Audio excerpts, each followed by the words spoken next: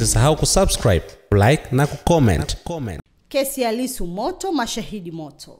Mambo mazito huenda yakaibuka wakati usikilizaji wa kesi ya uhaini inayomkabili Tundu Antipas Lissu, mwenyekiti wa Chama cha Demokrasia na Maendeleo Chadema. Vyanzo vya taarifa kutoka kwa mawakili wanaomtetea Lissu, chama chake na chama cha wanasheria Tanganyika TLS vinasema kuibuka kwa mambo hayo kutatokea wakati wa mahojiano kati ya mashahidi na mshtakiwa. Miongoni mwa yanayotajwa kuwa yanaweza kutumiwa na Lissu kubomoa hoja za jamhuri dhidi yake ni kuibua masuala ya utekaji, utesaji na mauaji yaliyotokea kwa nyakati tofauti, pamoja na madai ya matumizi mabaya ya rasilimali za umma. Pale mahakamani panaweza kuwa uwanja mwingine mkubwa wa kisiasa wa Lissu. Kwenye kesi hii, wale mashahidi waliotajwa, iwapo watafika kutoa ushahidi, watakuwa na kibarua kigumu cha kukabiliana na mshtakiwa, ameeleza mmoja wa mawakili wa mwanasiasa huyo. Anasema kuna mambo yataibuka na kushtua jamii. Kwa mfano,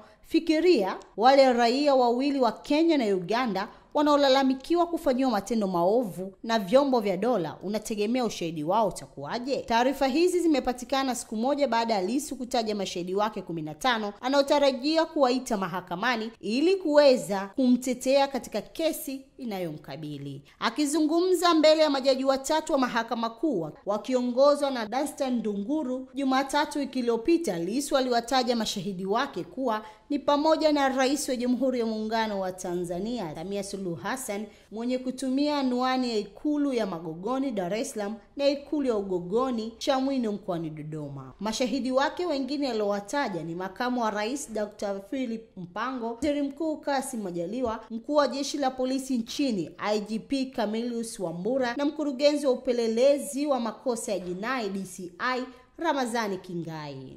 Alisema Dr. Mpango anapatikana ofisi ya makamu wa rais, mji wa serikali Mtumba mkoani Dodoma. Majaliwa anapatikana kwa anwani ya ofisi ya waziri mkuu mjini Dodoma, na Kingai anapatikana makao makuu ya polisi mkoani Dodoma. Wengine aliowataja kuwa mashahidi wake ni mkurugenzi mkuu wa usalama wa taifa TISS Suleiman Mombo, anayepatikana makao makuu ya idara hiyo mjini Dodoma, mwanaharakati Agatha Atuhaire aliyoko mjini Kampala nchini Uganda, na Boniface Mwangwi aliyoko Nairobi nchini Kenya. Wengine katika orodha aliyoitaja ni John Marwa, mkurugenzi wa Jambo TV, Amani Golugwa, naibu katibu mkuu wa Chadema Bara John Heche, makamu mwenyekiti wa chama hicho Bara, na John Mnyika, katibu mkuu. Mashahidi wengine wa Lissu ni jaji mkuu mstaafu wa Kenya Dr. Will Mutunga anayepatikana jijini Nairobi, na Martha Karua, waziri wa zamani wa katiba na sheria na wakili mashuhuri katika eneo la Afrika Mashariki, anaishi Nairobi nchini Kenya. Aliongeza, waheshimiwa majaji hao ndio mashahidi wangu kwa sasa, lakini pia naomba kuhifadhi haki yangu ya kuita mashahidi wa ziada kama itahitajika.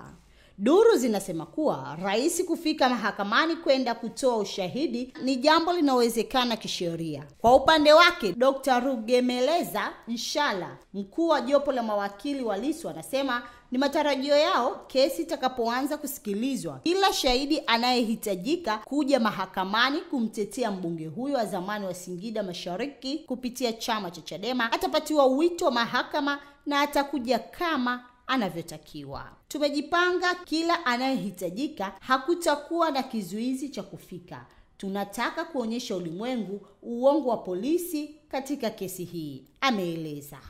Anasema tayari mahakama kuu imeahidi kufanya kila liwezalo kuhakikisha mashahidi wote waliotajwa na mshtakiwa na ambao atataka wafike kutoa ushahidi wao wanafikishiwa wito huo. Kesi ya uhaini dhidi ya Lissu imepangwa kuanza kusikilizwa tarehe 6 Oktoba 2025. Mimi ni Zakia Nanga. Ili kwa wa kwanza kupata habari zetu, tafadhali usisahau kusubscribe, like na kucomment.